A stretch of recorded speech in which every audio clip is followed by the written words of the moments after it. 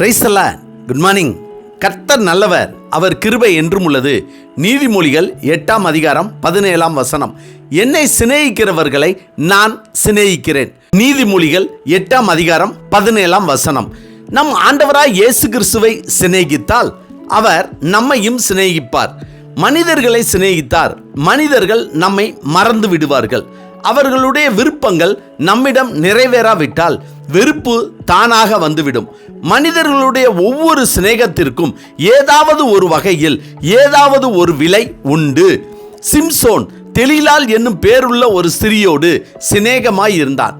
சிம்சோனை சிறுமைப்படுத்த அவனுடைய மகாபலம் எதினால் என்று அறிந்து கொள்ள பெலிஸ்தீரின் அதிபதிகள் அவனுடைய சிநேகிதி இடத்தில் ஒவ்வொருவரும் 1100 வெள்ளிக்காசு கொடுப்போம் என்று விலை பேசினார்கள். சிம்சோனின் சிநேகத்திற்கு தெலீலாள் வைத்த விலை இதுதான்.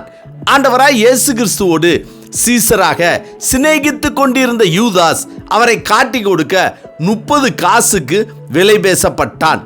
யூதாஸின் சிநேகத்தின் விலை இதுதான். ஆனால் ஸ்திரீயின் சிநேகத்திற்கு விலை 1100 வெள்ளிக்காசு.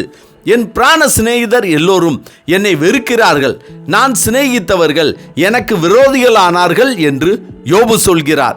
ஆம், நம்முடைய வாழ்க்கையிலும் நாம் சிநேகிக்கிறவர்கள் தான் நம்மை வெறுப்பார்கள், நம்மை வெட்கப்படுத்துவார்கள், நமக்கு எதிராக நிற்பார்கள். காரணம் என்னவென்றால், பிரசங்கி சொல்கிறார், சிநேகிக்க ஒரு காலம் உண்டு, பகைக்க ஒரு காலம் உண்டு, யுத்தம் பண்ண ஒரு காலம் உண்டு, சமாதானம் பண்ண ஒரு காலம் உண்டு என்று. மனிதர்களுடைய சிநேகம் ஒரு கால அளவுதான். எனவேதான் நாசியில் சுவாசம் உள்ள மனுஷனை நம்பாதே என்று ஆண்டவர் சொல்லியிருக்கிறார். யெகூ என்ற ஞான சிருஷ்டிக்காரன் யோசபாத்திடம் துன்மார்க்கனுக்கு துணை நின்று, கர்த்தரை பகைக்கிறவர்களை நீர் சிநேகிக்கலாமா? இதன் நிமித்தம் கர்த்தருடைய கடும் கோபம் உன்மேல் வர இருந்தது என்றார். எனவே என்னை சிநேகிக்கிறவர்கள் மெய்ப்பொருளை சுதந்தரிக்கும்படிக்கும் அவர்களுடைய களஞ்சியங்களை நான் நிரப்பும்படிக்கும் அவர்களை நீதியின் வழியிலும் நியாயத்தின் பாதைகளுக்குள்ளும் நடத்துகிறேன் என்று சொன்ன ஆண்டவரையே நாம் சிநேகிப்போம். நம்மை ஒரு நாளும் ஒருபோதும் கைவிடாத நல்ல சிநேகிதர் அவர்தான்.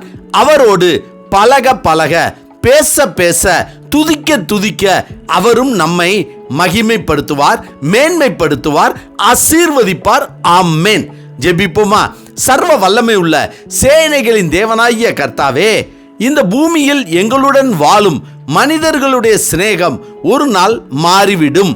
ஆனால் நான் கர்த்தர், மாறாதவர் என்று எங்களுக்கு வாக்கு கொடுத்த உம்மோடு நாங்கள் சிநேகத்தோடு இருக்கும்போது நீர் எங்களை விட்டு கொடுக்காதவர், விட்டு விலகாதவர், எங்களை கரம் பிடித்து வழி நடத்துகிறவர், எங்களுக்கு ஆபத்து காலத்தில் உதவி செய்கிறவர், அனுகூலமான துணையானவர், ஆலோசனை கர்த்தர், எங்களுடைய வாழ்க்கையில் அதிசயங்களையும் அற்புதங்களையும் செய்கிறவர், எங்களை ஆசீர்வதிக்கிற தேவன், எங்களுக்கு நன்மை உண்டாகும்படி எங்கள் கூடவே இருக்கிற உம்மை நாங்கள் எப்பொழுதும் சிநேகிக்கக்கூடிய கிருபையை கர்த்தர் எங்களுக்கு தரும்படியாய் நாங்கள் ஜெபிக்கிறோம்.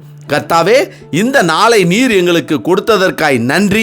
இந்த நாளிலும் பிறந்த நாள் மற்றும் திருமண நாள் காண்கிற எங்களுடைய நண்பர்களையும் உறவினர்களையும் உம்முடைய ஜனத்தார் யாவரையும் இயேசு கிறிஸ்துவின் இன்ப நாமத்தில் ஜெபித்து வாழ்த்தி ஆசீர்வதிக்கிறோம் நல்ல பிதாவே. ஆமேன், ஆமேன். கர்த்தர் நல்லவர், அவர் கிருபை இன்று முழுவதும் நம்மோடு கூட இருப்பதாக. ஆமென்.